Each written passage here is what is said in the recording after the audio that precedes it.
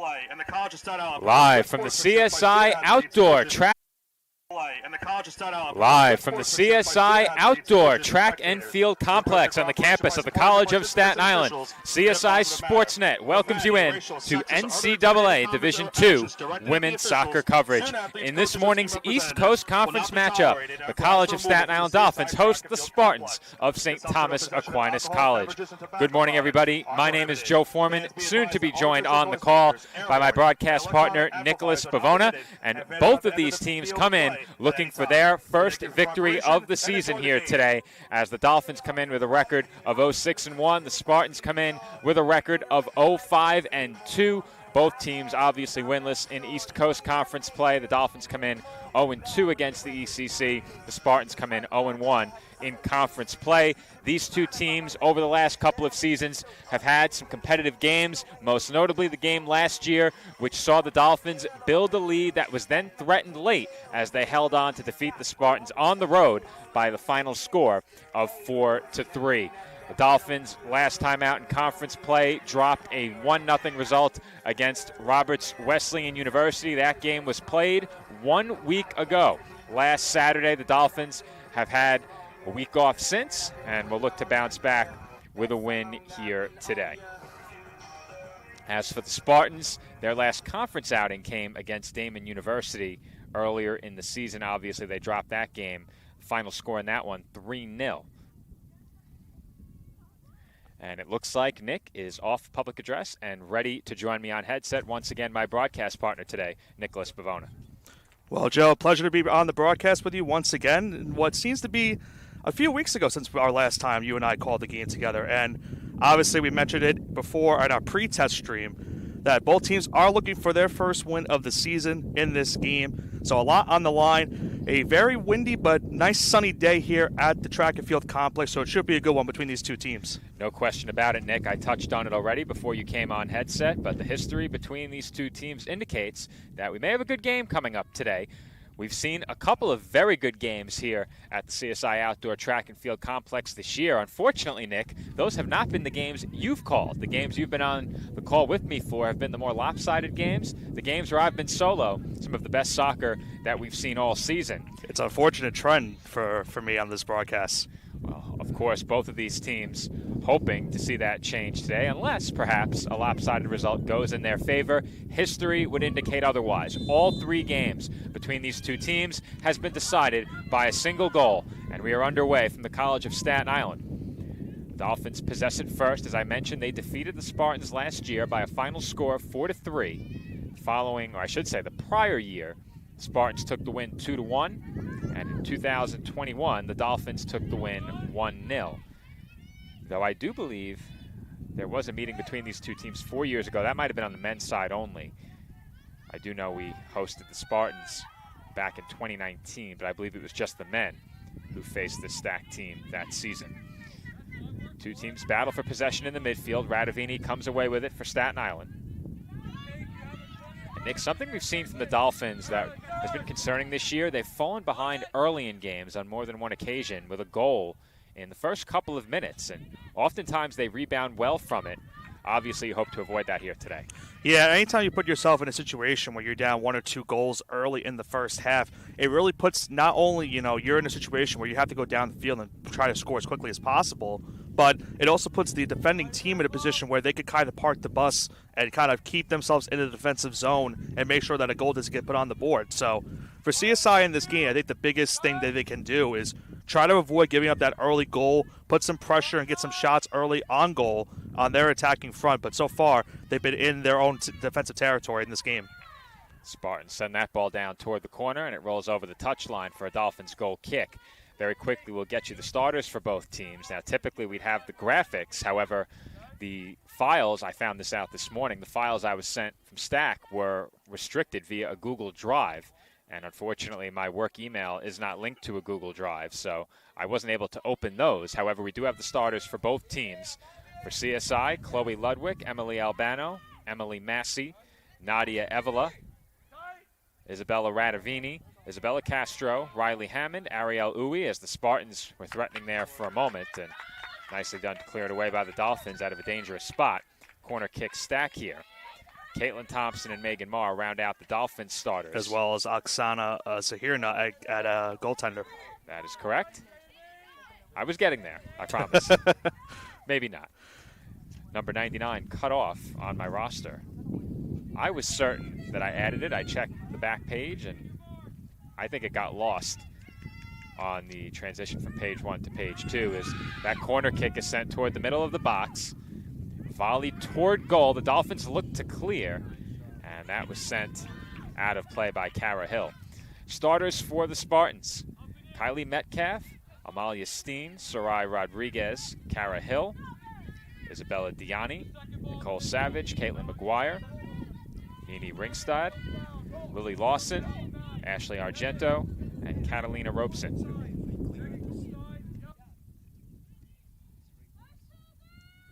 Zahirna sends that goal kick into the midfield. Uwe was the first to get a foot on it. And now Thompson finds Hammond, who turns it over. Intercepted by Rodriguez. Here come the Spartans. Steen. Pass off the mark. Castro sent one off the foot of a defender, but the Dolphins had it and quickly lose it. Ludwig just a step ahead of that ball. This is McGuire. Working against Albano toward the touchline. Sends one into the box. Castro there waiting. Now Uwe. Pressured by a pair of Spartans. Thompson just got it away, but it finds the foot of Metcalf. Metcalf sent it straight over to Megan Marr, who cleared it. Now Radavini chases, near side. And Radavini was able to keep it in. Radavini up the sideline, sends one toward Uwe. Uwe in a foot race with Argento, and it's cleared away. But the Spartans cannot keep it in. And I think early for this game, Joe, you like the pressure the Dolphins put on that ensuing possession. Just a little bit far for that pass for Uwe, but they'll have a throw-in now upcoming. That ball headed around off the throw. This is Marr in the midfield, and we've seen Marr play some midfield this year here at home.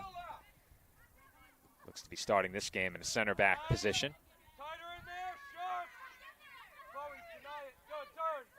Marr finds Ludwig across the midfield stripe. Thompson wanted to play Radavini through. Radavini makes a run and is beaten to the spot by Savage. Once again, the Dolphins forcing the pressure as they keep it in the attacking zone. You know, Nick, when the Dolphins are on the attack and Isabella Radavini has a chance on a through ball, the Dolphins have a chance to score. Right. We saw that so many times last season, and she's done a good part as well this year as Uwe sends it on net.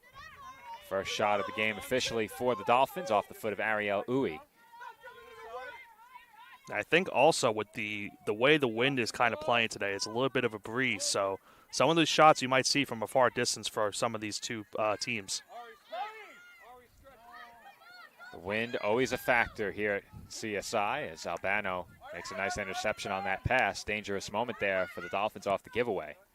That's what's been kind of plaguing the Dolphins this season, Joe. A lot of missed timely passing, which has led to scoring opportunities for the opposing team. So try to avoid that once again here tonight. Here come the Spartans into the attacking third. And Diani forced to skip over it. She was offsides. Well, Nick, we said it before when we got underway. The big issue for the Dolphins here at home anyway in the games we've covered very often has been falling behind early. And we've seen them battle back in more than one game, most notably a 4-3 loss against Dominican University of New York. Dolphins battled back from a 2-goal deficit more than once in that game, but never got even.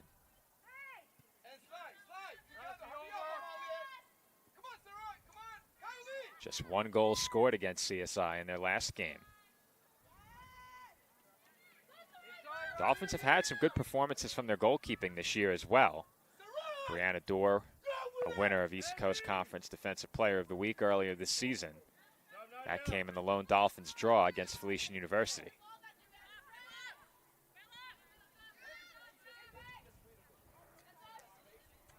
Zahirna punts it into the midfield. Thompson got a foot on it. Now Ludwig giving chase. Was met by a couple of Spartans. Ludwig has it. Hammond toward the near side for Massey. Also to be noted today, the Dolphins have, by my estimation anyway, 3 players in who have not been regular starters this year. Hammond getting the start along with Isabella Castro and Emily Massey working along the near side. And I think sometimes when, you're having struggles on the season, you kind of want to have a different changing of lineup and giving your team maybe a new spark of life as the season comes down to a wind. But then those players that you're usually accustomed to seeing in the starting lineup will come off the bench at some point in this game and try to give CSI a chance to score some goals. Avila with a nice ball. Uwe moving in. May have a chance for a shot, but that's immediately taken away by Argento. And I think, Nick, if you're the Dolphins, this game comes at the perfect time. They're 0-2 in conference play as the Dolphins concede a goal kick there. I thought that was knocked away by Argento instead. Argento she knocked it right off of Uwe's legs, so that was a great defensive play by her. Really nice defensive play there, but as I was saying, I think this game comes at the right time for the Dolphins, a team that they've had some success against in the past, a game they're playing here at home where they haven't beaten the Spartans at home. So that's something to note, but they have won 2 out of 3 against Stack. And I think the Dolphins, in desperate need of a conference win and still looking for their first win, get this matchup at the right time, and I think the same can be said for the Spartans. Yeah, I was just about to mention, you could say the same thing about Stack for how their season has gone. They are coming off their last game, the conference lost to Damon, so they're looking to bounce back in this one against the Dolphins. Both of these teams have lost to the Wildcats this season. The Dolphins lost to Damon here at home. Foul called on Uwe right there. And credit to the Dolphins in that game. They did not quit despite trailing by multiple goals at halftime. And they scored a couple in the second half, but unfortunately the deficit at the break was 3. And it was too much to overcome.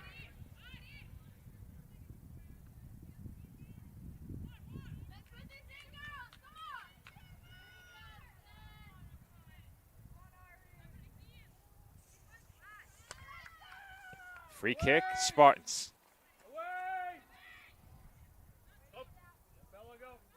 Avila, after it rebounded out of traffic, sends it up toward Radavini. And that's sent over the touchline.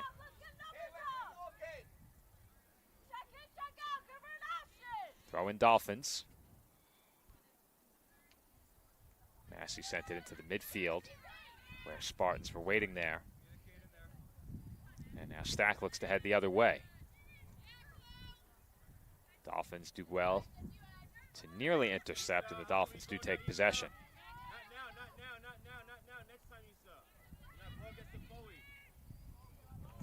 That ball sent toward Radavini, marked by a pair of Spartans. It was headed away. And once again, Stack moves into the midfield.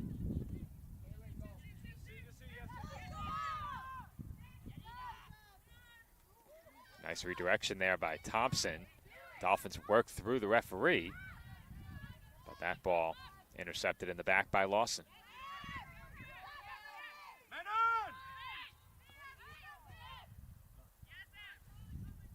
This ball rolls over toward the touchline on the far side, out of play. And of course, we got to remind everyone here, Joe, that this is the CSI game of the week here today for the first game of what has been a doubleheader, as we'll see the men take on Stack later on after this game concludes. But this game right here is our CSI game of the week. Each and every game broadcast on the ECC network, 1 game per week, our designated CSI game of the week. And if you like what you see, be sure to join us on the ECC network for each and every CSI Dolphins home game. And Dolphins commit a foul here. But, Nick, we have a lot coming up here on the ECC network in the coming weeks. Yep. We are drawing closer and closer to the start of swimming and diving. All of those meets will be broadcast via the ECC network. Of course, swimming and diving are part of the Northeast 10 Conference. But our home meets will be on the ECC network. Meet number 1 could possibly be an exception. We'll have to see if we can make that work, because we have Soccer Senior Day on October 19th. Swimming and diving also hosting their season opener that day, but I think we should be able to make it work. Joe, I don't want to interrupt you. Look who's kicking this free kick right now. The goalkeeper will take it, and you have to think if the goalkeeper is taking the free kick, it's likely to be a shot attempt. But going back to your point about our meets coming up. So swimming and diving on October 19th opens their season against FDU Florham and Mount St. Mary. And then not too long after that, about 3 weeks, we begin basketball season. And it's crazy to think that basketball season's coming around the corner when, we have a couple games still left here at the track and field complex for soccer. And then, as you mentioned, you'll have swimming and diving coming up, and then basketball season's right around the corner. And obviously, those two basketball teams coming off playoff appearances last season want to have another strong campaign in 2024-2025. Both teams were playoff teams last year. A lot of excitement around the men's and women's basketball programs. Both teams graduated a large senior class, as that one is sent toward goal. I think the intent there was a pass. And Zahirna will send it into the midfield, but a lot to be excited about on the basketball front. And the Dolphins could pick up a win here on the pitch today.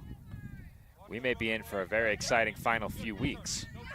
But this game, a big swing game for both the men and the women. Obviously the men coming up next, but both teams need a conference win. Keep in mind, the men have played one more conference game than the women have. So for the men, you could argue this game is just as important.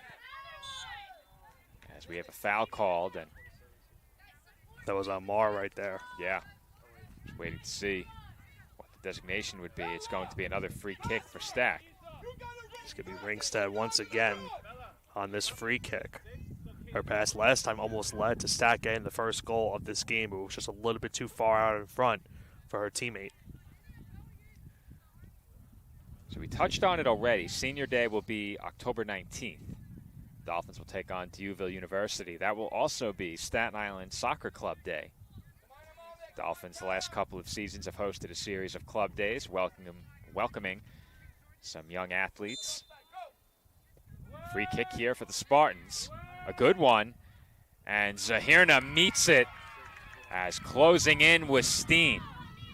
Yeah, Steen had a great chance right there, Joe, and was just not able to get the goal on that one. We'll check in just a moment the replay of that last free kick right there for Stack. Well, initially I thought Spartans may get an opportunity on a header, but instead the ball somehow found its way to that back post, and waiting for it was Steen. Fortunately for the Dolphins, their goalkeeper, Oksana Zahirna, was able to get there and meet her, and she paid a bit for it as she looks a bit shaken up. And yeah, she might have been hit with one of the cleats by Steen on that kick for sure, so she is in some pain right now. I think there may have been some knee-to-knee contact, but that's as much as I'll speculate on it. The clock has been stopped here, and the Dolphins goalkeeper will try and walk it off. But as I said, Nick, Senior Day on the 19th, we only have one women's soccer game between now and then. That game will be played 10 days from now on Saturday, October 12th. And we'll talk about it more a bit later, but on October 12th, women's soccer will be hosting a winter coat drive. So if you have any extra winter coats or would like to go purchase one to donate, you can do that at the game 1 week from Saturday. Yeah, it's getting to that part of the year now, Joe, where the wind's starting to pick up a little bit, so it's getting a little bit colder. Not too cold today, but for me, I am wearing a sweatshirt, so it is the first day, or at least the second day of October. We're already in sweatshirt weather. So what you're saying, Nick, is you can come to the game with a jacket that you may need, yeah, and then donate the coat off your back. Right, absolutely. Not a bad idea. The donation box will also be available in Building 1R as Spartans are whistling for the offsides there.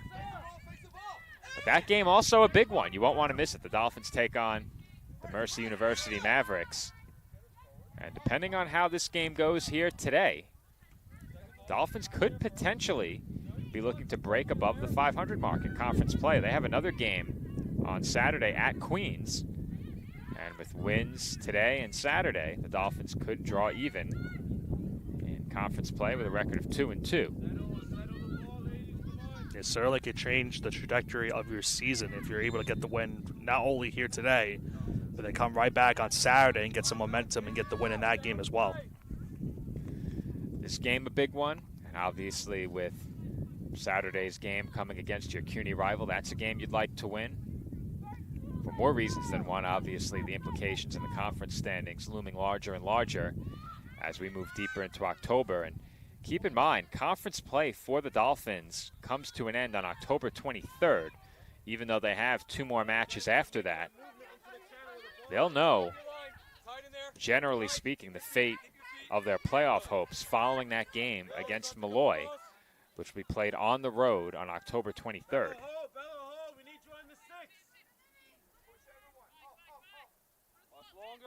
I said it after our last women's soccer broadcast, but we were at about the halfway point in terms of home games following our last broadcast. And that was 10 days ago. Yeah. Very front-loaded schedule in terms of home games. It was a very busy first week. We were here 5 times in 8 days. And you mentioned that the next game for us here is on the 12th, so another 10-day at least rest for us. But the Dolphins obviously will be playing on Saturday once again, as you mentioned already. We're going to have a CSI Sportsnet debut that day as the Spartans were threatening, but the Dolphins clear. When the Dolphins face the Mavericks on the 12th, we're going to have the CSI Sportsnet debut of Jeff Brodsky. As Uwe now moving in. Off the feed from Thompson. Uwe thought about a shot. She'll send it center of the box. Nobody home. Evola coming down to meet it. But she could not corral it, and the Spartans take possession. So we are confirmed to have Jeff for that broadcast on the 12th? We have Jeff every game for the rest of the season following today. I'd be inclined to say, and I don't want to make any promises, but it is unlikely that I will be on the call for the final game of the season. I will be here, but unlikely I'll be on the call for that one. The same may go for the game prior to that one. So the goal is to get Jeff acclimated and get him accustomed to the procedures and how we do things, and let him have a go at play-by-play commentary late in the season. I think it really depends on what the outlook is for the playoffs. Obviously, I'm going to call the senior day games, the final conference game, but those last 2 games right now are a question mark. I'll certainly be here, but on headset, perhaps not. So off the free kick, the Spartans deflected it toward the touchline. They did keep it in play, and they send that into the Dolphins bench. Throw in Staten Island. Yeah, it's been a busy last couple of weeks, not only for this Dolphins team, but for us as well, Joe, even on the side, doing some other side gigs for us. And unfortunately, after today, I won't be here at CSI for another couple of weeks. So getting a little bit of my last action of the season here today at the track and field complex as the Dolphins looking to get, for at least both of the teams, trying to get the sweep of the doubleheader. Staten Island and New Jersey area have become very familiar with us, not only for our work here at CSI, as obviously you are the public address voice of St. Peter's High School football. We are also the voices of Old Bridge High School football. We're thrilled to be partnering with Old Bridge High School in New Jersey. We've even gotten the chance to follow them on the road, and we are the voices of the Jersey Sharks, a semi-pro football team in New Jersey. So plenty going on for us. Our weekends are usually very busy. Yeah, it sounds like my voice is a little bit raspy right now. That might be the reason why. That one cleared away, and Spartans will throw. Obviously, the Dolphins, our #1 priority, at least mine, as I am, of course, the athletic communications coordinator here at CSI, but I know, Nick, you make a point to be there for as many basketball games as possible given the nature of those nighttime starts, and we certainly appreciate that. Yeah, and I'm very excited to see how, as we mentioned earlier, how the basketball teams will be doing for this upcoming season. As we mentioned, they both made the playoffs last year. They're looking to get back into that postseason mark this season, and as you mentioned, there's a lot to look forward to for both of those teams.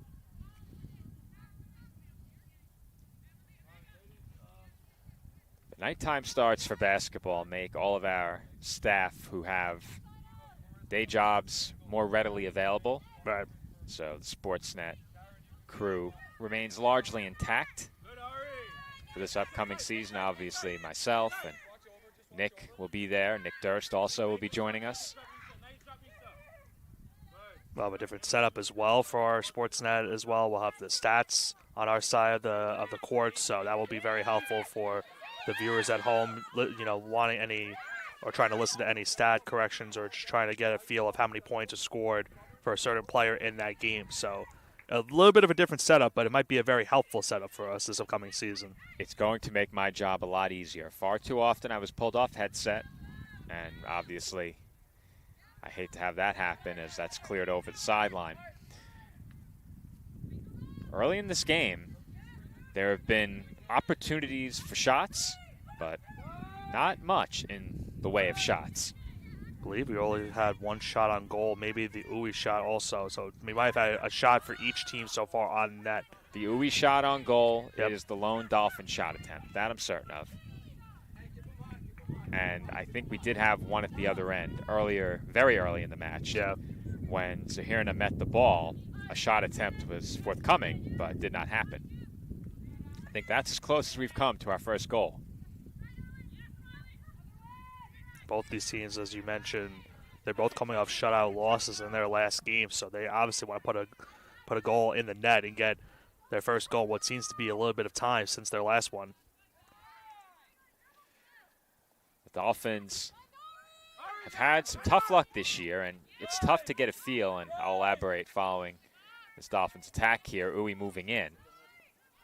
Uwe working against Argento is dispossessed. But what I was going to say is the Dolphins have had some tough luck this year, and it's hard to get a feel of exactly how a game goes when you don't call it and you're looking at the box score. But for the road games, there was one game, forget which game it was. It may have even been the Felician game or Goldie Beacom game. Dolphins had 2 shots off the crossbars. That's on goal and stopped by Zahirna on the attempt by Caitlin McGuire.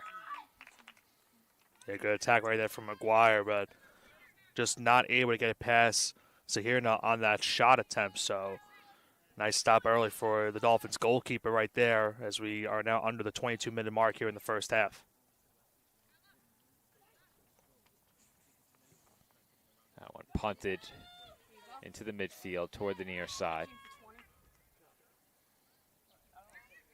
Dolphins have it in the midfield. I think it's important, and we said it at the open, but keeping the Spartans off the board early. Thus far, the Dolphins have been successful in doing that, and I think that was important coming into this game. Getting a chance to play from ahead makes a big difference, and now an opportunity to make that a reality here. But Robeson able to dive on top of it before Radavini got to that ball. Yeah, that was dangerous right there for the Spartans, Joe, as Radavini was coming down that right sideline, and great play from Robeson just to get down the ball and assure that there would not be any attack on that play. Say it all the time. As a goalkeeper, you have to be decisive in those situations. You hesitate for even a moment, and that could be the difference between a 1-0 game and keeping this one scoreless.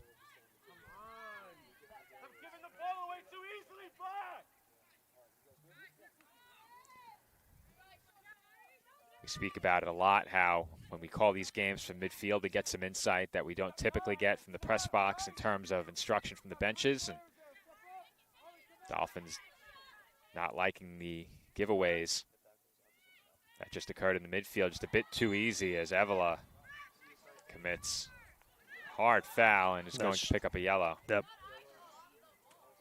So Evela picks up the yellow right there. We'll stop the clock. And once again, another free kick upcoming here for Stack. It will be Ringstead once again getting the free kick.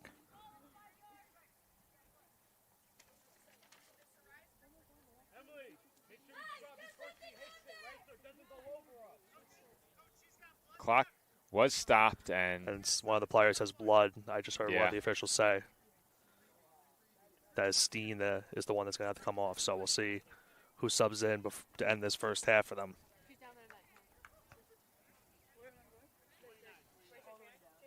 It's going to be Mass and Powers coming on. The trainer will attend to Steen, who was on the receiving end of that hard challenge from Evela. I was a bit surprised how quickly she got up, Nick. That was a hard collision. Both were making a sprint toward the ball, and Steen got there first. We've seen a couple of collisions so far. Thankfully, the players have been all right. And Zahirna handles that one on the free kick by Ringstad. Yeah, I'm trying to think of what the intent was right there for Ringstad, if that was going to be maybe a little bit of a cross for a pass instead of a shot, but it went right on net for that one. And not a lot on that one, which makes it a bit tough to tell sometimes. And when it comes up short, I'm inclined to think cross. Here come the Spartans again. But that through ball too strong, and applying the pressure was Diani. And Joe, you could see it still from Zahirna. She was, when she picked up the ball, she was kind of took a little bit of a hop. She still has some pain in that lower left leg, it looks like, but she's still in the game as of now. I'm sure the halftime break will be welcome for her, though. A lot of the time, with some injuries anyway, once you sit on it for a bit and get off that injury, you can stiffen up and be a bit tougher to play on after that. There come the Spartans now in the attacking front. Rodriguez works toward the center of the pitch. This is Argento, and ball rolls straight past her. And the Dolphins now will have a wave of subs coming in. I think the easiest way to do this, last names. So for the Dolphins, Rodriguez, Charsky, Castro, and Nagel check in. Checking out was Uwe, Thompson, Castro, and I believe Massey. Yeah, that's correct. I think you're right, Nick. Yep. Teamwork makes the dream work. Makes the substitutions clear. Got to help our statisticians sometimes just to make sure. Rodriguez had that ball deflected. She may be looking to cross here. Is taken down, but Ludwig is there. Ludwig toward goal. And I think perhaps Robeson got a piece. Really tough to tell, Nick. What do you think? I think maybe a tip of the glove, if anything, on that one, Joe, as the clock is once again going to be stopped. But a great opportunity and chance right there for the Dolphins. Well, perhaps the replay of our second camera may give us some clarity on that, as the clock has been stopped due to a player injury. I believe it was Kylie Metcalf who was shaken up a bit. I believe you're right. And the Dolphins with what is undoubtedly their best chance of the game during that last sequence on the left-footed shot by Ludwig. I don't know if that bends inside that far post or if it bends around it, should that have been on goal. But either way, a quality chance, and the Dolphins mounting what was undoubtedly their biggest threat there. They look to keep the pressure on as Evola chipped it in the air. Nagel in the area, but the Spartans clear. And that rolls our way.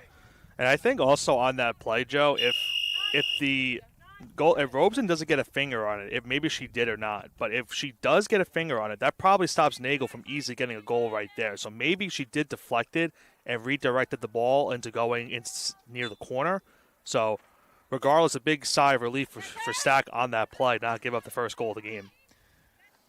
Well, when that shot was taken, my first thought was opportunity for a rebound. And I think given how lightly that ball was contacted, if it was indeed contacted, which I think it was by Robeson, that stopped the rebound. If she makes solid contact with that ball, you said it, Nagel is there waiting on the doorstep.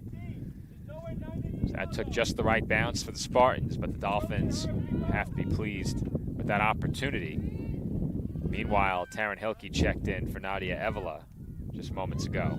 Now, Joe, just keep in mind right now for our viewers, our close-up camera right now is currently out right now trying to fix it. I think we just got it fixed now. But so what you can do, Nick, run that wire behind my back, and I'll keep it propped up. Okay. That should help. Yeah, just drop it right behind me there in my seat, and that should help you a bit. All good? It looks to be good. All right. Right now we're running with one wireless system, perhaps. We utilize the budget this year to get a second. We'll see.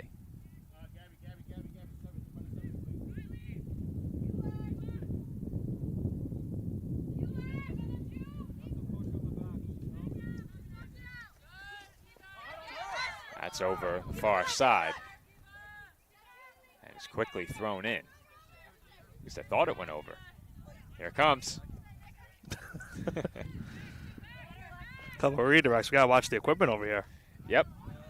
I think the last time I was at least here, the ball hit the clock, and we had to stop the game because we had to fix the time on the board because the entire wire was taken out by the velocity of the ball kicked towards us.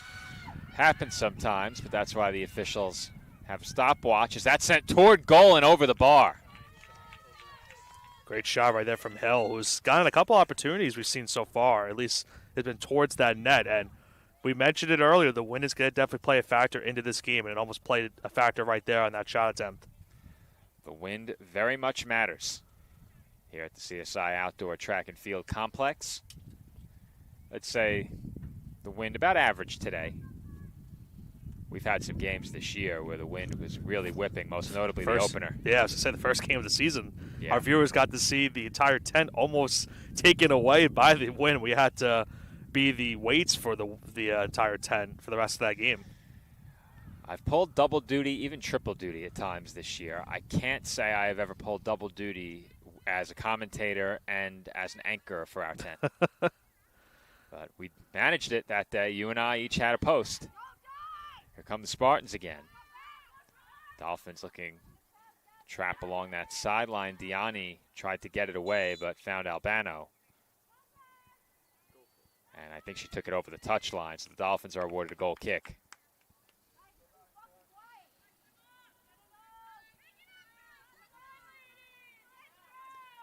And Nick, it looks like Zahirna is like punching at some discomfort in that leg, though. I don't know if that's what it is. I told you, she went earlier. She went to grab the ball, and she kind of hobbled as she picked it up and had to kind of walk it off before she kicked it away on the free kick. But she's definitely in some pain, so we'll have to see what happens at halftime. You know, obviously you don't want to make a goalkeeper change, if anything, but if she's still in some discomfort going into half, they might have to consider it. Pair of substitutions in for Stack. Natalie Oden in the game, along with Sophie Stanley.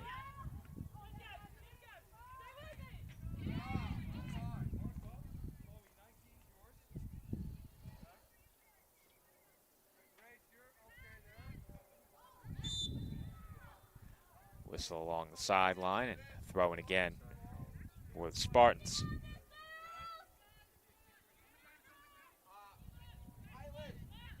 Perhaps they awarded a free kick. I think they did. They did. Just inside the touchline. Could be Ringstad once again on this free kick. Can't underestimate the potential of these kinds of free kicks to generate scoring chances. We've seen the Spartans threaten on more than one attempt already.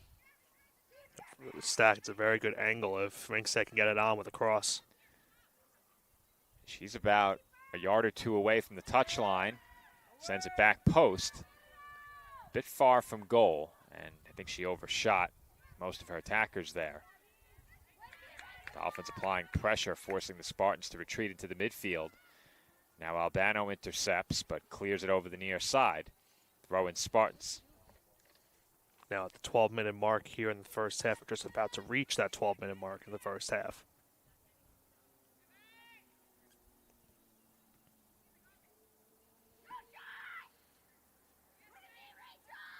Charsky had it for a moment, nearly gave it away. And now it's a struggle for possession. Marr has it on her foot. And a foul is called. Free kick, Staten Island. Hey, we got to switch point quicker, ladies. Got to switch point. Riley, demand it. If you have the space, ask for it. If not, we go long. Albano sends it toward the far side. Castro immediately met by Oden. Turns up field, working ahead, but she's dispossessed.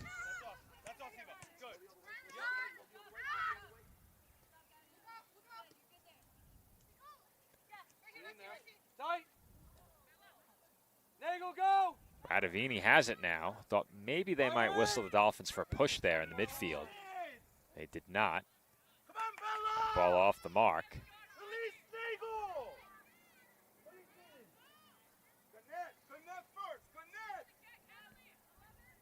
Here come the Spartans back the other way. You kind of saw in that last possession, Joe, the Dolphins once again, unfortunately, having those miscommunication plays that they've had all season where a missed timely pass leads to a turnover. Now a potential for here, but a good defensive play by Marr to send it away.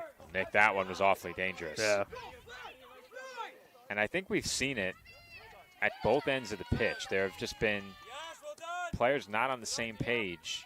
And I think in that last instance, obviously, it occurred on the attack. But even that pass to Marr, just a bit off, and that makes all the difference. And we've seen opportunities when the Dolphins have been attacking this year for an attacker to play a teammate through or to make that one pass. As that shot is stopped, I think it was headed wide, but officially Zahirna will pick up the save. We've seen the chance on the attack to make that one pass that really springs you into a great scoring position. And very often, those have just been off the mark. And Joe, you saw Zahirna once again was kind of, as you mentioned earlier, she was kind of punching at her right leg. So initially we thought maybe it was the left leg that was where the discomfort was coming, but it looks like it's towards that right leg. Made a great stop regardless. That one was contacted, but it bounces harmlessly wide of the frame. Dolphins look to get moving quickly.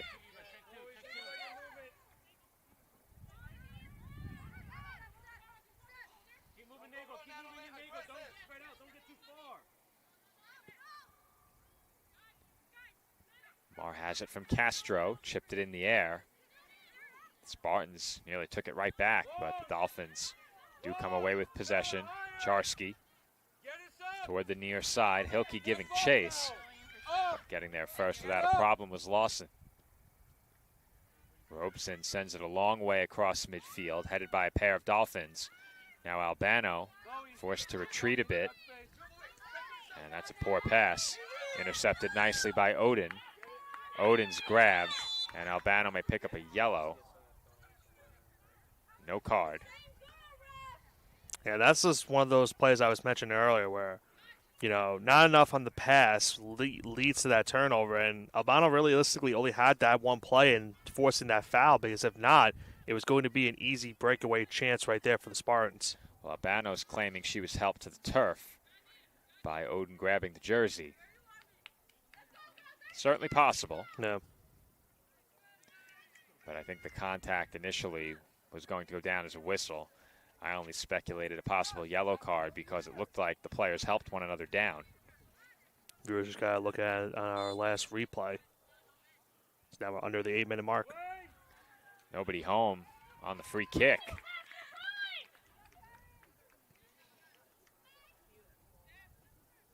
Ball sent out toward the midfield stripe. Hilke waiting for the Dolphins, has it. Now Radavini along the near side, working back toward her own goal. Zahirna had it roll off her foot there. Don't know if that was intentional on the redirect. Well, I think, she's still kicking with that right leg, but I think she's trying to not go as much to that leg right now with the amount of pain that she's currently enduring. But that one, I don't know. We have to. It's going to be a big speculation, as we keep mentioning, going into halftime. What is her status for the second half of this game? And Albano definitely was pulled down there. No call whatsoever, but Dolphins do get the ball regardless. The Dolphins will take possession, but I think Albano was certainly pulled down on that one. Albano, be careful, Joe. You don't want to get a card or anything. Talking to the official. You don't want to get it for words, that's for sure. Yeah. You never want to get a card for words, because then you're forced to dial back your physicality for the rest of the game. We've already seen the Dolphins already issued one card that going to Evila, so don't want to have one towards Albano in this game going into the second half. Taking a look at some of those road box scores as I've done the wrap-ups for those games, we have had more than one road game where there have been an absurd amount of cards. And Joe, you just saw right there, Radavini just got a card as well. Oh, I missed it. Good thing you caught it, Nick. Yeah, that was a yellow on Radavini.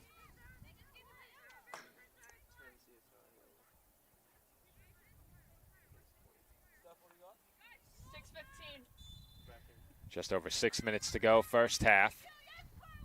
Off the foul, it was Robeson taking the free kick. Spartans have it across midfield, looking to work into the attacking third.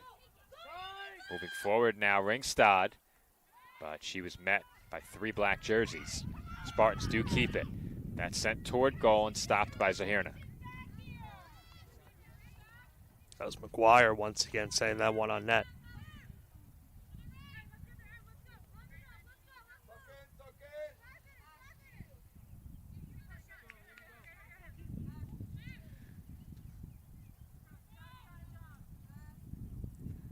That one's punted toward the midfield stripe, a bit beyond it. And watch out, Michael. A little bit too close for comfort. Got to have quick feet behind the tripod. Off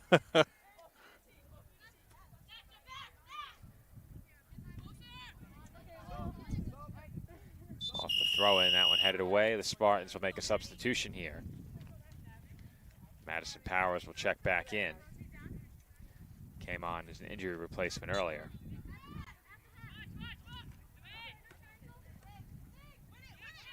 Takeaway by the Dolphins off the throw. Radavini had that ball knocked away. And the Spartans get moving forward on the attack. Chance here. And the shot on goal is in. Caitlin McGuire tucks one inside of the post past the diving Zahirna. And Stack goes in front 1-0 off a Dolphins giveaway. Yeah, and I keep mentioning, Joe, you know, the giveaways have been hurting the Dolphins all season. That giveaway right there, giving McGuire the goal and giving Stack now a 1-0 lead in this game. We'll get the assist officially on the goal in just a moment. Nick, once you have it, let me know. Yeah, I'm going to mute my mic and double check to see. All right, so Nick will go to the replay. We have a very crowded broadcast desk today. Our engineer, Eric, our statistician, Stephanie, along with our spotter, Sam, Nick and I as well.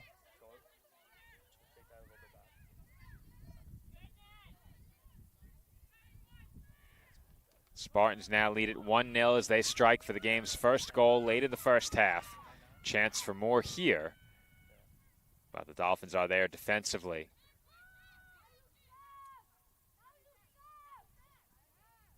That's sent into the box.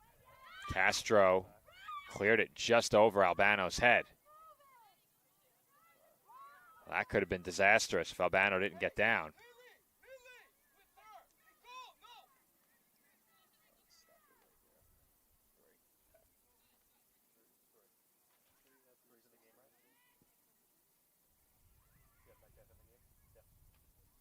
All right, Joe, so we just looked. It was Kylie Metcalf on the assist. All right. Under 4 minutes to go, first half. Spartans lead at 1-0. And that's sent toward goal. Dangerous spot and saved by Zahirna. Yeah, had to look at both of our angles just to double check, but it looks like that was McGuire on the assist for that one. On for the Stack. goal. On the goal. McGuire had the goal. Right, I'm sorry, Metcalf had the assist. Yeah. The extra angle definitely helps with the assists because we're much tighter and you get a better look at the back of the uniform from this sideline as opposed to the other sideline.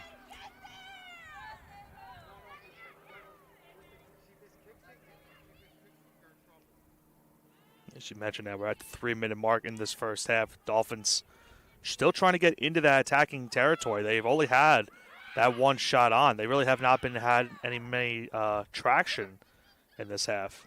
The Stack does have a player down right now. Yeah, player down along the near side as the clock is stopped. That might be McGuire who's down, Nick. I think it is McGuire. Shortly after scoring a goal.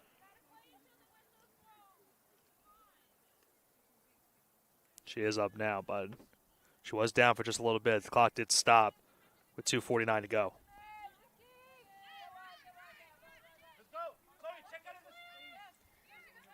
Albano moving quickly into the midfield.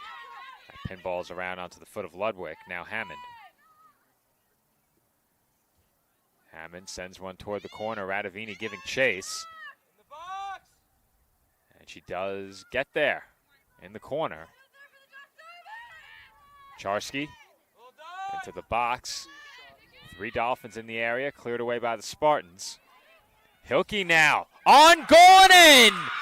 Taryn Hilke over the top of Robeson and under the bar as the Dolphins get even at 1. Well, Joe, I'm going to give credit to Sal Caruso for that last goal. He just showed up, and the Dolphins immediately score after that happened as Hilke knocks in the goal and ties this game at 1 apiece. Good job by the Dolphins to stay with that play. It got started when Radovini tracked it down. Charsky then played it into the box.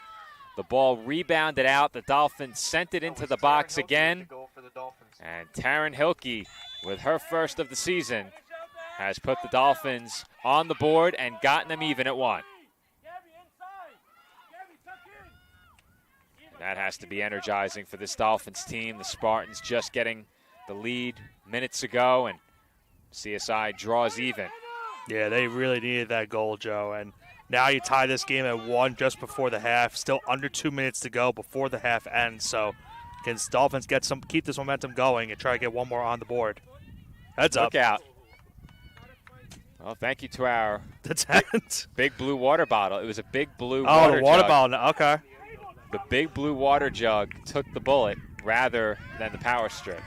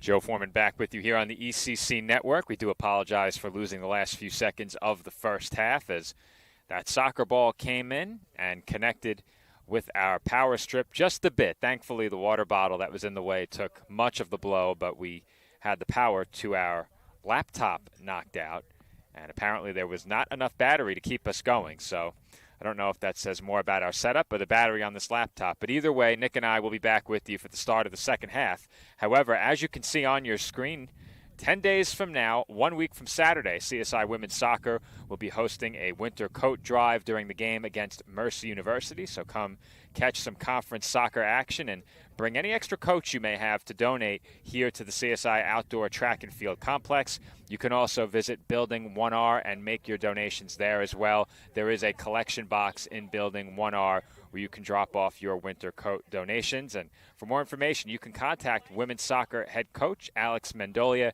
His email up on your screen. You can see that, and it will be displayed throughout the remainder of our halftime break. Once again, our score at halftime, the Dolphins won and the Spartans won. This is coverage of CSI Women's Soccer on the ECC Network. More from today's conference doubleheader coming up after our halftime break.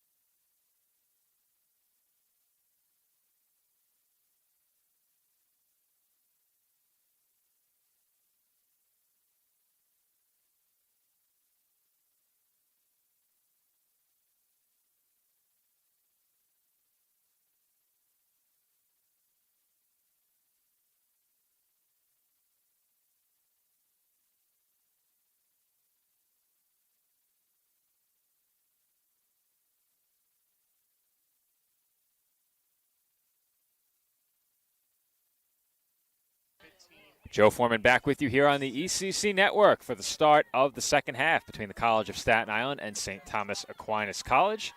I'll soon be rejoined by my broadcast partner, Nicholas Pavona. He is helping with the second half starters. As the Dolphins here looking for an early chance out of the halftime break. Radavini in front, and it is sent wide by one of the Spartans on a clearance. Cutting that ball off in front of her own goal was Nicole Savage, and she clears it over the touchline to deny the Dolphins a goal-scoring chance.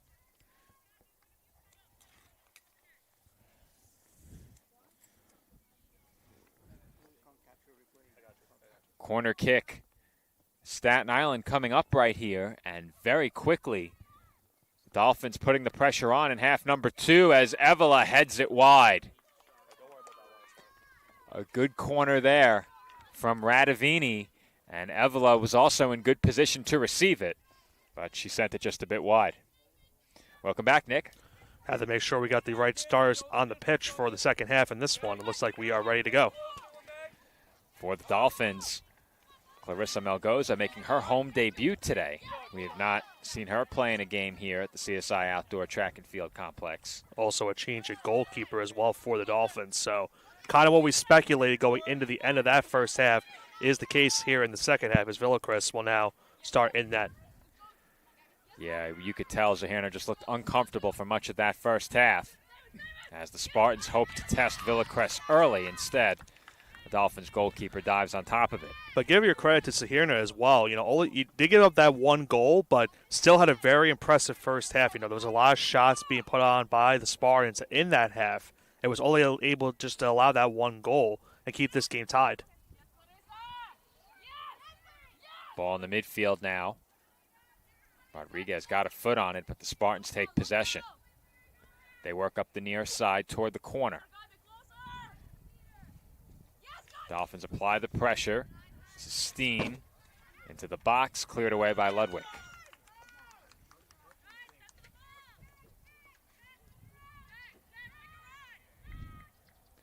Throw in Spartans. And it's quickly sent over the touchline for a Dolphins throw. We might have to clip later, Joe, that sentence you made with talking about the charger for the laptop and the immediate timing of what happened afterwards for that sequence. Yeah. It's quite the coincidental timing, as that is through for Radavini. It's a foot race, and Robeson makes a bid to hit our setup again, but instead finds the Dolphins bench. Nifty footwork there by Alex Mendolia to get that to his player for a throw. That's up. And the blue water bottle almost gets taken out again. It's been a savior so far for us. How about this early on in this second half, Joe? A lot of intensity for these two teams. They both want to get a win. Both teams looking for their first victory, so you know that they are going to put everything they have into this game. Obviously a conference game as well, so there's the impact in the conference standings as the Dolphins are in another corner here, but both of these teams really need this game, Nick. We've said it many times already. Dolphins continuing to show the resilience we've seen from them all year. They fell behind, and in the closing minutes of the first half, drew even on the Hilke goal. Yeah, with 1 month left in the season, they really could use a victory here. That one sent on goal. It was blocked, and on the follow, the Dolphins take the lead. And was that Melgoza, Joe? I think it was. Yeah, we were on.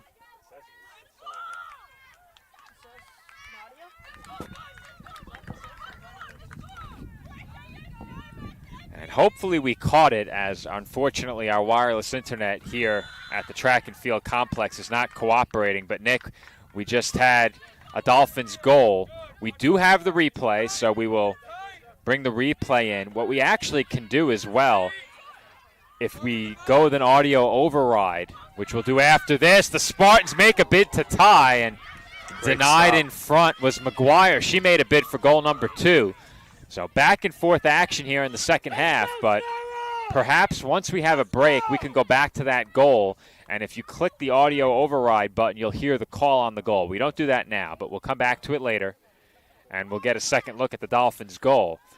Meanwhile, Nick, it was Clarissa Melgoza scoring her first goal as a Dolphin in her home debut just a couple of minutes after taking the pitch here at CSI for the first time. And we'll have to see if there was an assist as well on that play, Joe. There were a couple shot opportunities put on by the Dolphins on that play. So you have to think there probably is an assist on that one. I don't think so. I think it was a blocked shot. Okay. I think it was a blocked shot on the attempt by Evola, and then on the rebound, Melgoza came in and cleaned it up. Okay. How about the talk of the spark right there for CSI, the spark that they kind of needed. They bring Melgoza in for the first time we've seen here at home and delivers a goal just not even 4 minutes into the half. Not a bad corner there into some heavy traffic. The Spartans hope to keep possession, and for now they will, but Rodriguez takes it away from McGuire, and now Radavini moves across midfield. Radavini looks to get past Savage, working into the box. She has a step, help on the way. That's sent in front, and there's nobody there. Yeah, it looked like it was going from Melgoza once again on that pass. I think it was a shot, Nick. You think it was? I think it was a shot. So a wide shot right there for Radavini. Leads to now a goal kick here for the Spartans. How about this start to the second half for the Dolphins on the attack? They put the pressure on. The Spartans came back the other way with an answer, and Villacrest was up to the task. I mean, I spoke about it at the end of the first half. Sal Caruso showed up, and a goal happened. Sal's still here, and another goal happened. So he might not have to leave. He might have to stay here for the rest of the second half. Well, if he stepped out of the office for some entertaining action, he came to the certainly right place. Yeah, he has certainly got it. So I have a substitution coming in for CSI. Emily Massey will now come in. She'll replace Rachel Charsky.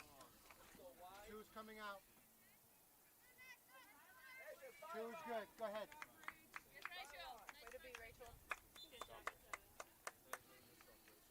Dolphins in front 2-1. That lead was in jeopardy for a moment on that last attempt by McGuire.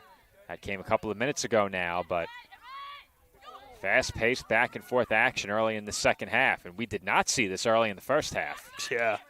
I mean, there's been I mentioned going into the start of the half a couple minutes ago, if we were still on the air or not, but I mentioned that there was a lot of intensity going into the second half, and we have really seen it these last couple of minutes from these two squads.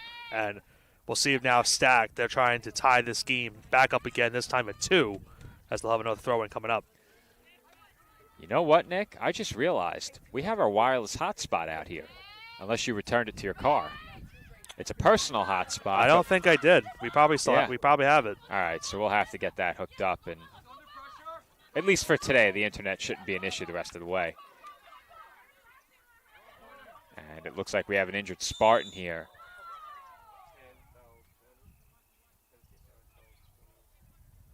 And that might be a shoulder dislocation, Nick. Yeah, the clock hasn't been stopped. I don't think it has been stopped yet, but they're going to probably have to stop it. Yeah, immediately, Lily Lawson grabbed at her left arm, and she's being helped off by the trainer who's trying to keep it stable. So, good news is those are usually a quick fix with an experienced trainer, which, of course, Allison Ocasio very much is. So, that's Lawson's in good hands. Rodriguez will step back in for the Spartans here to replace the injured player.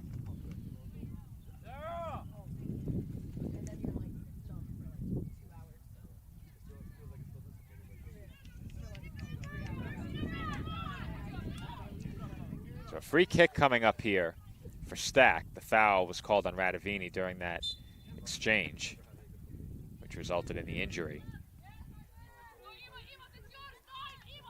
Rodriguez had a foot on it, but now the Spartans take possession.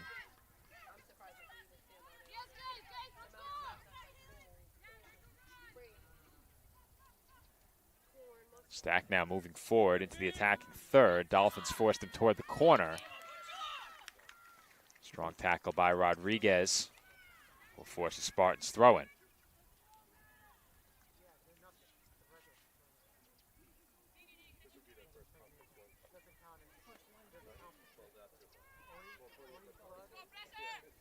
Stack keeping possession. The Dolphins trying to gain it back. still have not. Ball near the top of the box. Chance to clear here. The Dolphins will into the midfield.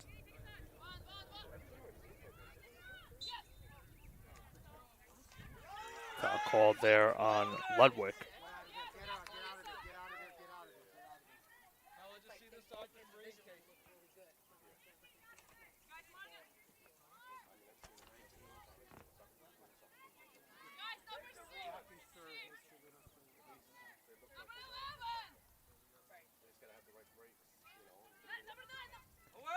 Free kick sent into the box, headed by Evela. McGuire waiting for it. Castro moving in now, Evela. Pass gets between them both, but it's redirected toward the midfield. And here come the Dolphins. Radovini giving chase. First to it is Savage, and Savage clears.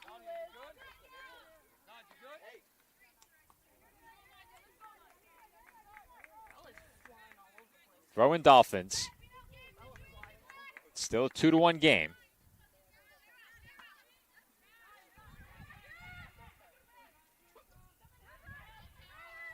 Massey to the box.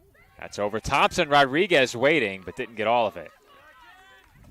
Rodriguez had plenty of space there. She was all alone, but did not get all of that attempt. Yeah, maybe clipped the side of her cleat on that shot attempt, but just as you mentioned, not enough on it, as Robeson sends it away. Ball in the midfield now. Players waiting for it to come down. Argento turns up the near side, being pursued by Rodriguez. That one interrupted by Castro. And it will be a throw in here for the Spartans.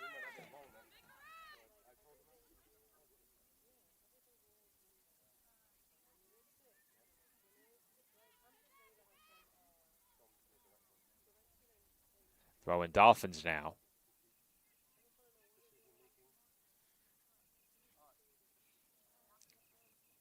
Goes into the midfield. It's sent up into the air, headed by Castro along the sideline. Players jockeying for position. Spartans are in the throw this time.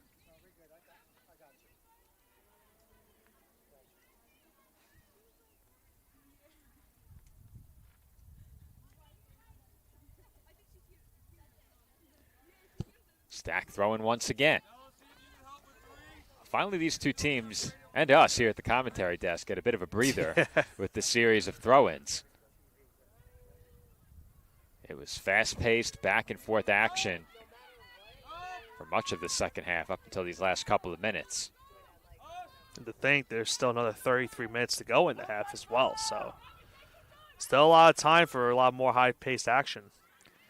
I said it earlier, the Dolphins very much would like a chance to play with the lead. They have that opportunity now in front 2-1. That lead was put in jeopardy not too long after they secured it, but good stop by Villacrest in net. First time she was tested, and the Dolphins remain ahead 2-1. They throw here. Evela got tangled up. Her pass intercepted, and Massey takes it right back. Evela taken down, and a foul is called. No card in the play, so foul right there for Rodriguez. It'll lead to a Dolphin free kick coming up.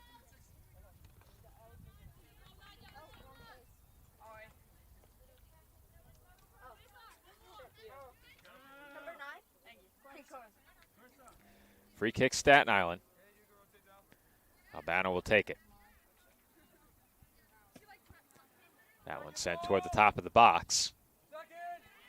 Spartans make first contact. Evela nearly took it away. It's cleared by Stack out across the midfield stripe where Marr is waiting. Now Albano sends it far side. Massey sprinting down. Got there, but could not keep it in along the touchline. Throw in Spartans here. Metcalf will throw out across the midfield stripe. It bounces into traffic. Steen got it away. Rodriguez trying to turn. Gives it up. McGuire right back to Rodriguez. Off the heel of Evela in traffic and sent up into the air. Thompson for Castro. Over to Villacrest. And up the near side, Rodriguez. She keeps it in along the touchline. Tried to turn, and it was knocked away and over the touchline by Stack. Ariel Uwe will check in. And Clarissa Melgoza, following her first Dolphins goal, will head to the bench. It's a nice ovation from her teammates, and we're right doing so after getting the go-ahead goal so far in this game. Big goal for her and a big goal for the Dolphins, and very much a big goal in the grand scheme of things for their season. They need to get in the win column in the ECC. Obviously would prefer the W over the tie. Strong dribbling there by Evela in traffic as Marr sends it across midfield. Rodriguez settles it on her foot and looks to play Thompson ahead toward the corner. Thompson looks to beat her marker, could not. Good job there by Ringstad. And the Dolphins earn the throw.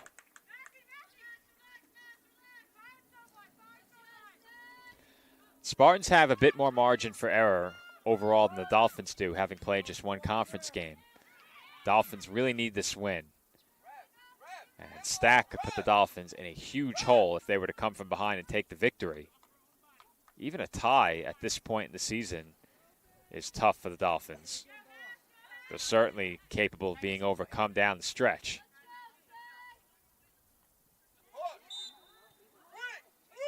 Dolphins whistle for a push there.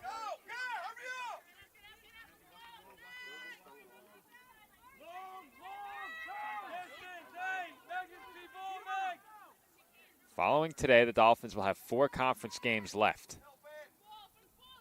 Queens, Mercy, Deauville, and Malloy.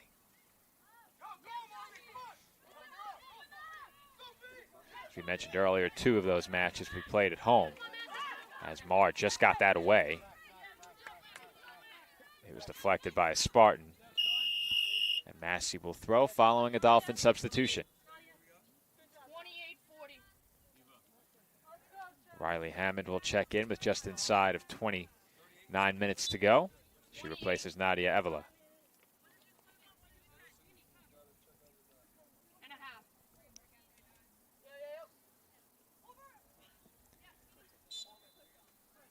Foul called immediately following the throw-in. Free kick Spartans.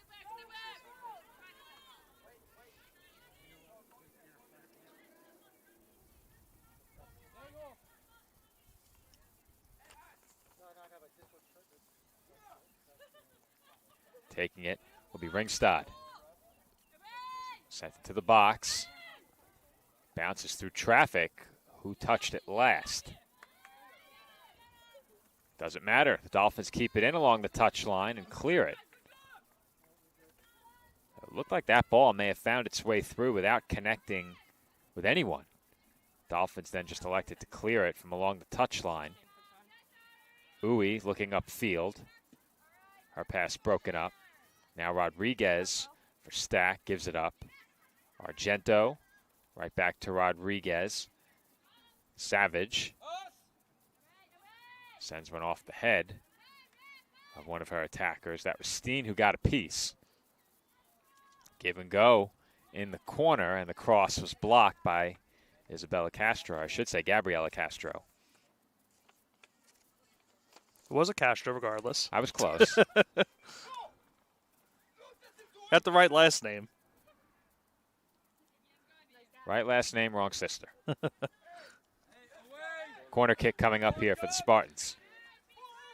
Happens to the best of us, you know. We had the Castigliones for baseball, you know. It happens. We have sometimes. quite a few duos of student athletes. Yeah. We have the Quijos. We had the Castigliones. We had the Watermans. Yep. 2 different sports. But last year we had that. The Castros. Has that one sent a mile high. I feel like it would be bad if we mix up the Watermans, considering they play the 2 different sports. The question is, am I missing anybody? From recent memory, I don't think so. We've had many sibling pairings over the years, but... The Oyakamis? Oh, boy, good thing we didn't miss that one. That's absolutely right. Yep. Especially with the season coming around the corner. Had to Yeah. had to make sure we got all of them. Yeah. Boy, am I forgetting any others? I hope not. We had the Angulos last year, but no relation. Men's soccer. We actually do have a pair of brothers on the team this year who are not active.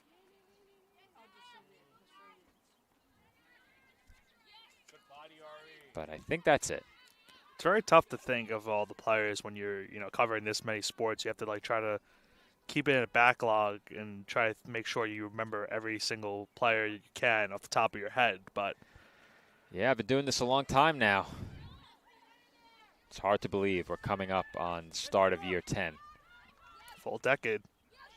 Year 10 begins in January of 25. That will be the start of my 10th year. Do you know exactly what date it was? My first game, if you go back, you can find it. My first game was in January of 2016, and it was men's basketball against Stevens, if I recall. It was a non-conference game. I was going to say, we're on the broadcast for the exact date of your anniversary. We're going to have a celebration in the pregame. We'll do a post-game meal somewhere. Yeah, of course. It'll be one of our pregame notes. It's technically not the 10th anniversary. That would be 26 January. Right, so 2 years. It would be a year and from. Yeah. But the January of next year is the start of my 10th year. Right. The start of year 10. Right. Though my first official broadcast was a baseball broadcast that year against William Patterson. That was the first game I ever called. As far as I know, the footage of that game does not exist. It's actually true. I wish it did, but it doesn't. I was about to ask, do you want it to exist? I do. Okay. There are some old calls that I wish didn't exist. It took some time to get used to getting excited on headset. It always felt awkward at first. Yeah. But over time, you get used to it. I think one that I tracked back for myself was, I think, and you know this game also, the one against, I believe it was Malloy, where Malloy walked it off when they were playing as the home team at CSI, and they walked it off with an inside the park home run.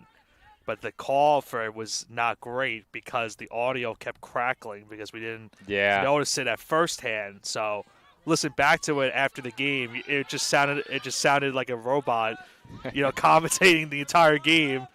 And sure enough, it was me calling the walk-off win for Malloy in that game, which was a great game regardless, but still didn't just sound the way we had hoped it would sound going into that one. So, unfortunately, what happened over the course of time, and we, many years ago, adopted a system for our sound that was good before we made the transition over to production truck. Once we made the transition, the Mac created problems with the audio setup we had, and it wasn't a consistent issue. One game it would be a problem, the other game it wouldn't. As the Spartans threaten here, shot on goal is easily stopped by Villacres on the attempt by Diani. But anyway, long story short, we have corrected that problem now. It was a problem that I inherited when I came over in 22, and I think we got it worked out late last year where we figured out exactly what the problem was. So thankfully, that is no longer an issue. What it comes down to, 3.5 millimeter auxiliary audio versus USB audio. The Mac needs USB audio. That's the problem that we had. And it is now solved. Glad to hear it. We are problem solvers here on Sportsnet as the Dolphins earn a corner kick here. At least most of us are. Some of us do our best, but, it doesn't work out most of the time. I'm willing to admit that I'm sometimes that person. I try to help, but I'm not always correct. My rule of thumb has always been if you make my job harder, go home. If you're here making my job more difficult, you need to leave. We await the Dolphins' corner kick here. Sent back post through traffic, and it rolls toward the corner. Ludwig there, crosses in front, and it ends up on goal. Saved by Robeson. Approaching the 21st minute mark here in this second half. CSI still on the attacking front. They've been putting a little bit more pressure on Stack here in the second half ever since that frenzy in the first 10 minutes. But Sac now needs to get themselves into the attacking front and try and see if they can tie this game. That ball sent it to the box. Ludwig got a foot on it. I think goes without saying, obviously, if you're the Dolphins, you want to make sure you continue to get the opportunities that you've generated for much of the second half. They've had a couple of corner kicks, as I may get a touch here. Nope. Watch out, power strip. Well, the ball's about 2 feet to my right here. Give a shout out to Emily Massey. She tried her best to keep it away from the wire at least. We always appreciate those who protect equipment. Tyler Clark, perhaps infamously with the quick hands last year, saved our laptop. Right, at basketball, right? Yep. Mm-hmm. You at baseball, where you took the baseball off the ribs? Oof. You saved the equipment. That's all that matters. I did. Well, I guess. To be fair, I was seated behind the laptop. That ball missed by about an inch. That would have been the end of our MacBook. I still wish I was in the room when that happened. I still can't believe it that happened. The ball curved just past the window pane and just wide of the screen. Incredible. If you're anyone that has been to the baseball field and sees where the behind the home plate, you have the whole fencing and everything, and then where we're situated at in the press box, that's why it was so weird that happened. Ringstad's free kick is wide. Villacrest will scoop it up here. The trajectory that a ball needs to take to get in there is incredible. Yeah. The trajectory that a ball needs to take to get into the soccer press box, also incredible. Mm-hmm. And that has happened more than once. You just never know what you're going to see. Well, what do I always say, Joe, when it comes to calling games here at CSI? Expect the unexpected. Exactly.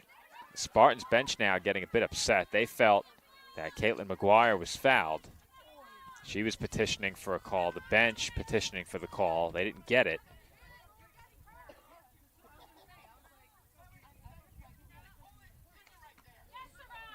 You can even hear it from our left, the bench for the Spartans. Certainly not happy. Not only with that call, but at least the last couple of calls here in the second half. Yeah, Freddie Garan, first-year head coach of the Spartans, was letting the official know how he felt. They get the call here.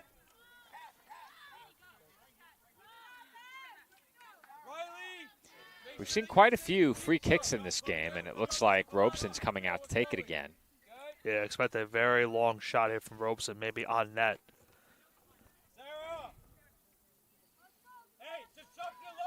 Number one thing, make sure you don't misfire or send it to a spot where the Dolphins can quickly gather. She does not. And Villacrest is there. You never want to be hurried as a goalkeeper. You don't want to get caught needing to rush back. Very tough to get caught in that kind of spot, but you never know. Even if you're not going to win it, you still got to get up. You got to get up. Leave the ground. Now Isabella Castro will check in. And she'll check in for Gabby. Dolphins will throw and play resumes here. Clock stopped.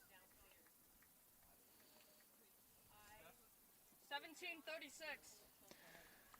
Just over 17 and a half minutes to go. Why'd they stop the clock, Nick? Not sure. Yeah, maybe I guess because Castro took a little bit of time, but not entirely sure why they stopped it.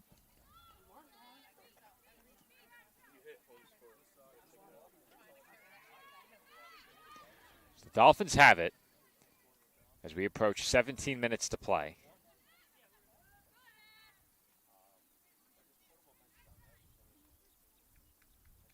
This is Uwe. Dispossessed. Hill with the challenge. And then Uwe comes back to commit a foul. Looks like Robeson's about to get another free kick attempt. Yeah. This one into the wind. Keep that in mind as well. I was a bit concerned when we came on the air earlier that it could rain, but there is no rain in the forecast. Our broadcast can't take that. As long as it's not like it was on Sunday, it could be worse. Long free kick bounces toward the touchline, and Villacrest gets taken down. Dolphins already lost one goalkeeper due to injury. And we said it, Nick, during the first half. Zahirno clearly looked uncomfortable in net. Stuck it out for the remainder of the first half, but did not come out for half number 2. I will say, it looked like originally, we speculated that Villacrest would start the second half, but I thought Zahirna was about to come back out because she looked like she was about to run onto the pitch. Dolphins give it away in a bad spot again. And now the Spartans look to build an attack out of it. McGuire working toward the center of the pitch. Sends one toward goal! Off the post! Rebound followed. Castro there. 2 Spartans there. Shot blocked in front. And it rolls over the touchline following the attempt by Rodriguez. What a sequence right there for Stack. And unfortunately, that shot hitting off the post, preventing them from tying this game at 2 apiece. And you could tell, Nick, that giveaway in a bad spot was going to set the Spartans up for a quality attempt. And when McGuire dribbled toward the center of the pitch, she opened up a nice shooting lane for herself, nearly connected for her second goal of the game. She came just inches away from leveling the score at 2. Our viewers just got to look at it on the replay right there. And just by a couple of inches, this game remains a 2-1 lead for the Dolphins. But here comes the corner for Stack. Center of the box, through everyone. Massey gives chase. Throw in Spartans. Taken immediately. They look to redirect. Metcalf's pass intercepted. The Dolphins need to get out of their own end here. Nagel got to it but had nowhere to go with the ball. Spartans get right back to work on the attack. Castro with aggressive defense. And the flag goes up as the ball was contacted over the touchline by Castro. Throwing Spartans. It's chipped in the air toward the corner. 2 Dolphins defending, Albano and Castro. That ball finds its way through traffic, but the Dolphins clear it again. Thompson was met by Ringstad. And we're going to have a Dolphin substitution here as the clock will stop. Radovini and Hilke in for Rodriguez and Thompson.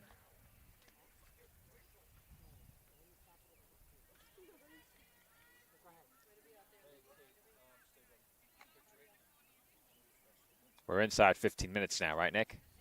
14 and a half. 14 and a half. Throw in Spartans here. And Nick, I think right now it's just a bit concerning. The Dolphins have had the pressure put on them these last couple of minutes. They did get some fresh legs in there at that last substitution. But Dolphins right now on their heels just a bit, playing with the lead.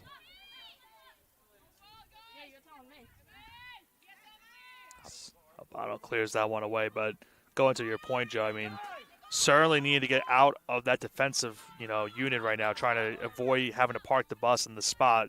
Getting themselves a 2-goal lead would be really good and give them a greater chance, I should say, to win this game. Obviously, you go ahead 2, you can safely park the bus and allow Stack to move forward, then try and win the game at the defensive end of the pitch, but they're in a very dangerous spot here. They often say 2 goals is the most dangerous lead when you're looking for your first win, your first conference victory on your home turf. Perhaps it's 1 goal today.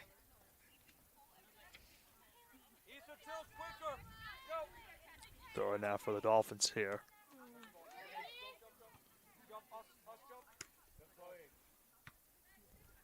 Pinballs around in the midfield. Good evasive action by the referee. Look at that.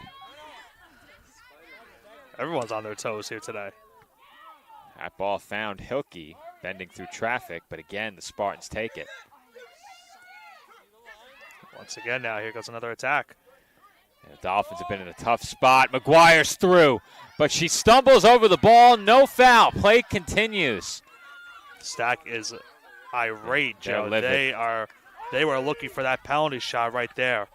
We'll get a replay of it from the sideline camera once we have a stoppage. And the Dolphins now may have a chance.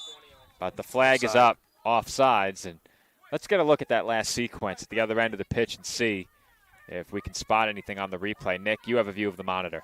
I'll help out get it out in one moment. Do we have a good view from the sideline? Just about a decent view of it. All right, let's get a look. Yeah.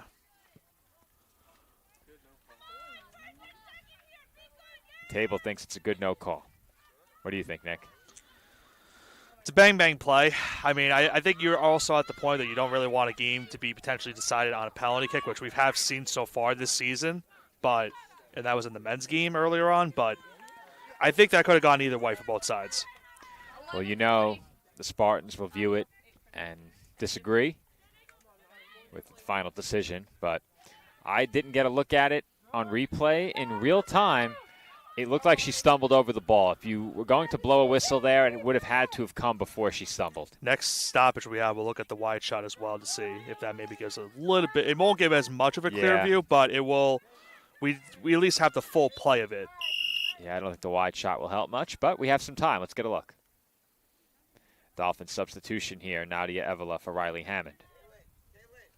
Yeah, it's tough because you could make the case maybe McGuire was stumbling on the play earlier before that happens. But I thought she tripped over the ball. Yeah, you could really make the case that maybe she tripped either on the ball or maybe she just tripped in general. But the question is, did she trip because she was fouled? That's the question. Yeah, she clearly tripped over the ball by my estimation. Was she helped? Was she contacted, causing her to trip over the ball? That's the thing. Under 11 minutes to go now.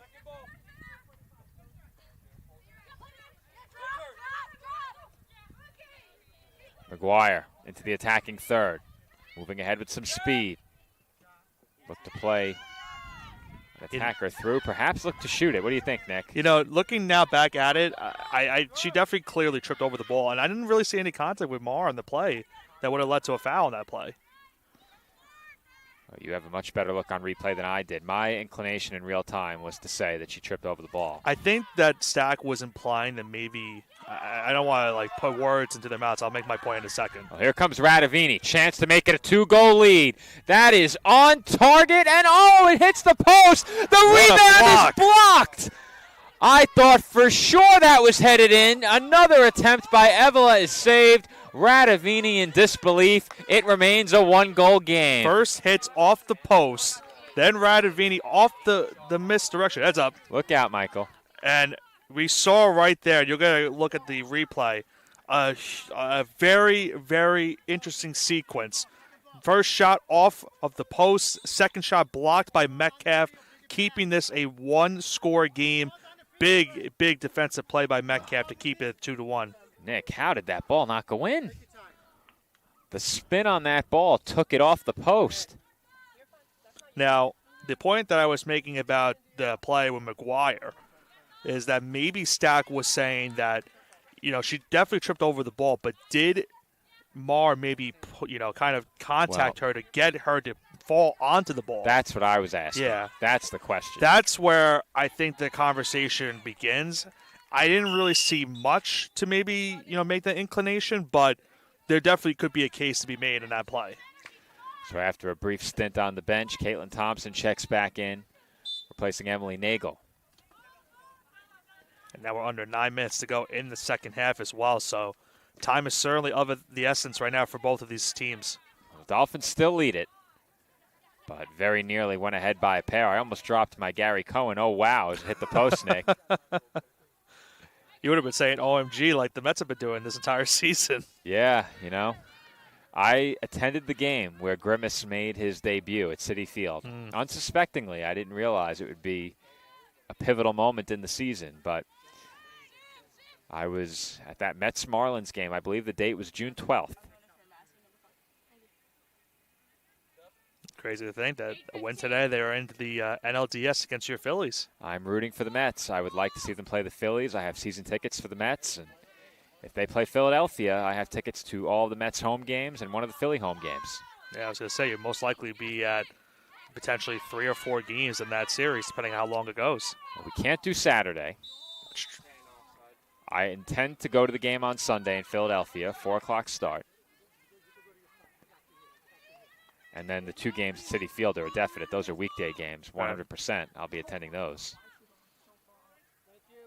If it goes 5, I might have to pay face value and get in there in Philadelphia on Friday.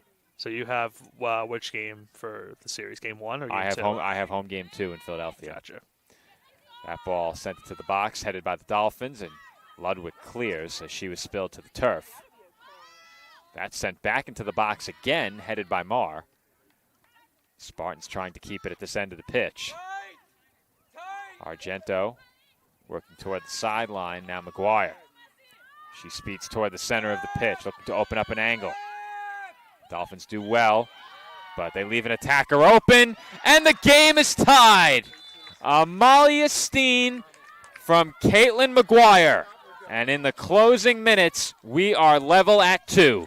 Yeah, Joe, that just cannot happen if you're the Dolphins, leaving Steen wide open like that, right in front of the net. That is really cannot blame Villacris on that stop right there. Not much you can do. You're pretty much in no man's land in that spot of the field. And now we're tied at 2, 7 minutes to go in the second half. So now, I mentioned earlier, time is definitely of the essence for these teams. Now with the score being knotted up once again, now it's going to come down to potentially who has the ball last. Well, Nick, as I was saying before the pass,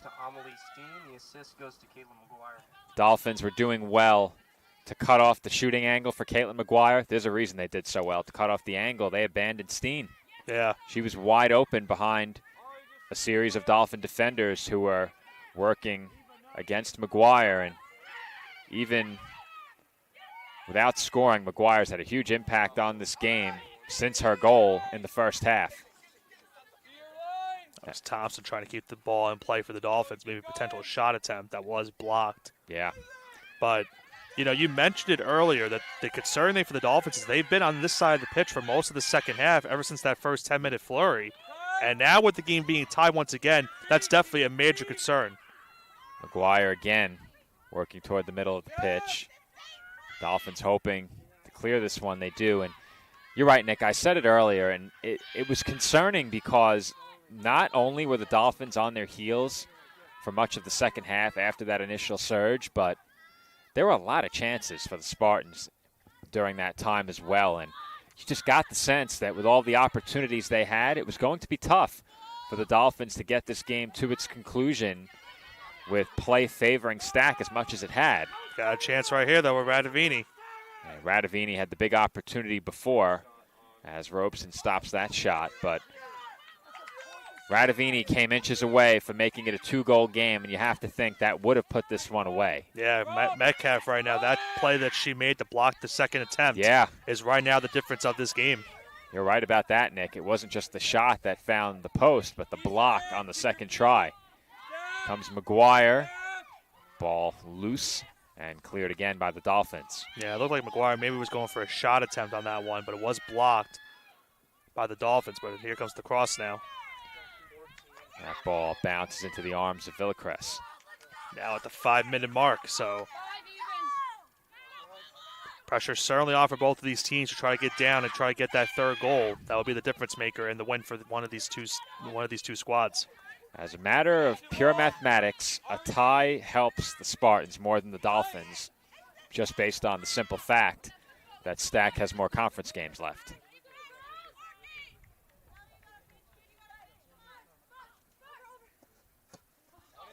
After this one, it's 10 days off for the Dolphins. They don't play again until they come back. Or I should say 2 days off. Yeah, 10 days off 10 before days the off next home game. Right. Before the next home game. Castro fouled there, and the Dolphins have a free kick. They play Saturday at Queens. Castro a little bit shaken up on that play. Hobbling, but here comes Tom now. That was a good ball, but just a bit too strong. Hey, what's wrong? Emily, back in. Back cover.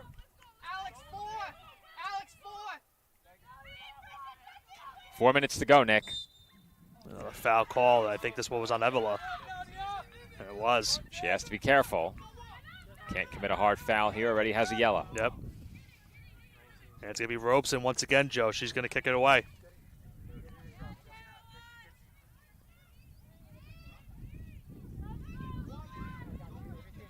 It's a dangerous time for the Dolphins here. Spartans net empty.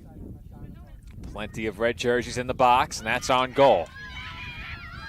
The Dolphins want Villacrest to send it and give their attackers a chance with the vacant net. Robeson does get back. Radavini looking to possess it in turn. Strong touch, but staying with her was Ringstad. She's pressured along the near side, now takes her time with it. This is Hilke. Hilke working forward, wants Rodriguez, but cutting off the angle was Metcalf, and the Dolphins will throw. They'll throw it with under 3 minutes now to go, 2:50 to be exact. Well, Nick, you got a good one on the call. As Radavini crosses, that's dangerously chipped toward goal. Nearly a critical mistake there.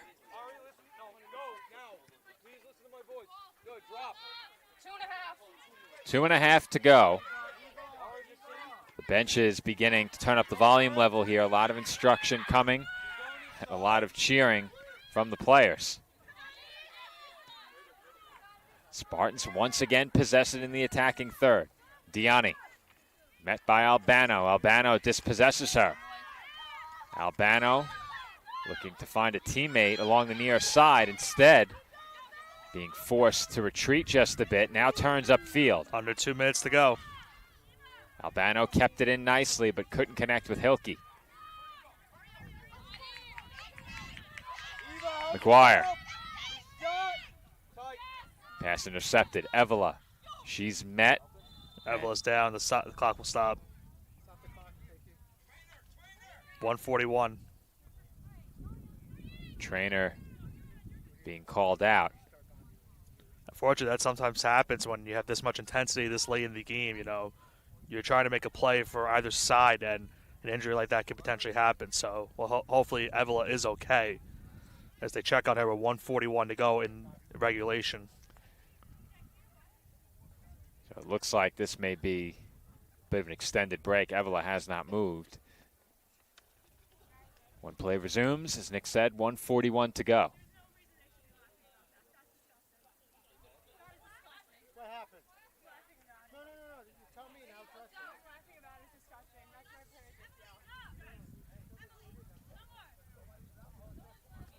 And I think the concern right now, Joe, is the lower leg of Evola. That might be where that's where they're looking at right now. You know, I thought she took a cleat to the shin initially, and those can be really painful when you get hit right on that shin bone. But obviously, there's the concern of knee injuries as well. Anytime you take a shot to the leg, and we know how much she means to this Dolphin squad. The senior in her final year, and you would hate to see her get injured this late into the season.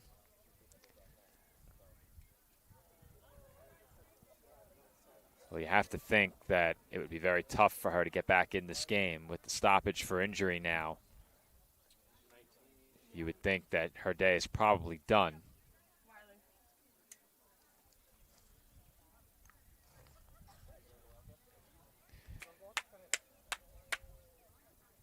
She's back to a knee. We'll see if she's able to walk off under her own power.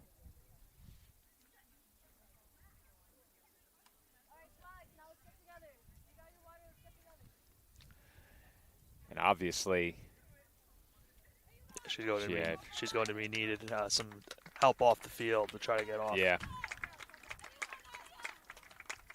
And you can see it, Joe. She's having trouble putting any pressure, I think, on that right leg. We've seen her play in the knee brace before, and you have to hope it's not a re-aggravation of a pre-existing injury. But you never want to see an injury at any point, and if you're the Dolphins, especially in the case of a key player who is a senior, as you mentioned, Nick. Yeah. So you don't know how many games she'll have left. Obviously, the Dolphins hope that it will be all that remains on the regular season schedule, plus a few more. But still plenty of time before that's decided, and we have a minute 41 until this game is decided. And now with a lot on the line here in this game, both of these teams just had an extended break with a minute 41 to go. Well, what does that do to the psyche now of the Dolphins? You know, losing one of your top players, especially in Evola, and now with an injury like that, and especially with this game still being tied and now under 2 minutes to go, what's the Dolphins' mindset going to be for the rest of this game as they try to take the lead and potentially win this? Well, I said it, Nick. The Dolphins really need a win in this game. A draw is acceptable, but you really, in terms of the conference standings, need a win because those have been tough to come by, and the ECC, a very tough conference. No easy games on the schedule for the Dolphins moving forward. In the past, the Dolphins have had a lot of success against Lincoln University as an associate member of the conference. They are not on the schedule this year, so it's just the 7 conference games. Dolphins really needed a win against the Stack team that they were 2-1 against, and now at this game resumed, it was Stack possessing the ball. Very quickly, the Dolphins have it back with a goal kick upcoming, and we have under a minute and a half to play now. If you're the Dolphins here, I think you do whatever it takes to score, even if it means perhaps sacrificing some defense. Obviously, you'd like to live to fight another day, and if you lose this game, it really puts you in a tough spot. But I think once you possess it across midfield, you lend some defenders to the attack and try and score. Ball crossed into the middle as we have 1 minute remaining, and that is just wide. Was it blocked? Yes, it was. Yeah, Steen had a great look right there, Joe, and I thought originally it was a little bit wide, but that was blocked. Yeah. Leading to a corner now coming up with under a minute to go, 42 seconds exactly remaining in this second half. Dolphins may not get it back. Could be a last opportunity for the Spartans here. It's loose. Off the corner. Marr looks to clear. Ball rolling toward the sideline, and Dolphins just about at that point now where they may have to forget about trying to win this game and preserve the draw. Ludwig cleared it over the sideline. It's a throw-in. 15 now. 15 seconds to go. Spartans hoping for one last chance. Thompson clears. 9, 8, Radovini 7, got a piece. 6, Clears. 5, 4, and that'll 3, do it.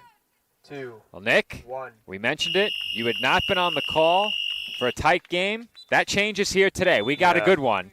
And our audience tuning in for the CSI Game of the Week will not tune away disappointed, as we have a 2-2 tie here at the CSI Outdoor Track and Field Complex. The Dolphins and the Spartans both remain winless, but they put on a show here today. It was a very entertaining game start to finish. Yeah, very entertaining from, as you mentioned, start to finish. And think about it as well how the second half started, Joe. The intensity of these two squads and how they played. Pretty much could not catch our breath with how the second half started with the way this game went. But huge goal down the late stages for this one for the Spartans. Ties the game at 2. And at least for them, you know, we mentioned that a tie doesn't really necessarily hurt them at the end of the day. It does still help them with a lot more conference games left on the season. So they'll take the tie. CSI a tough one because it looked like they had a good chance to win. You mentioned it earlier in the game where the last couple of minutes the Dolphins were kind of backed into their own territory, playing a lot more defensively, and unfortunately that one mishap defensively cost them that second goal. But obviously now with the way this game ended, we'll see what the status now is of Nadia Avila after that tough injury we saw with just about a minute 40 left in the game. We certainly hope it is nothing lingering or long-term for her, with this, of course, being her senior season. We will find out perhaps on Saturday how much of a lengthy absence it could be, or hopefully is not, for Avila. We'll see if she's in the lineup when the Dolphins take on the Knights this weekend in conference play. But until Saturday the 12th, this has been Joe Foreman alongside Nick Bavona. That is our next women's soccer broadcast. We thank everyone who tuned in for our CSI Game of the Week once again. However, right back here on the ECC Network, the men's soccer matchup coming up next as the Dolphins take on the Spartans. Men's soccer looking for their second conference win as they take on St. Thomas Aquinas. That game is coming up next. Be sure to tune in for that.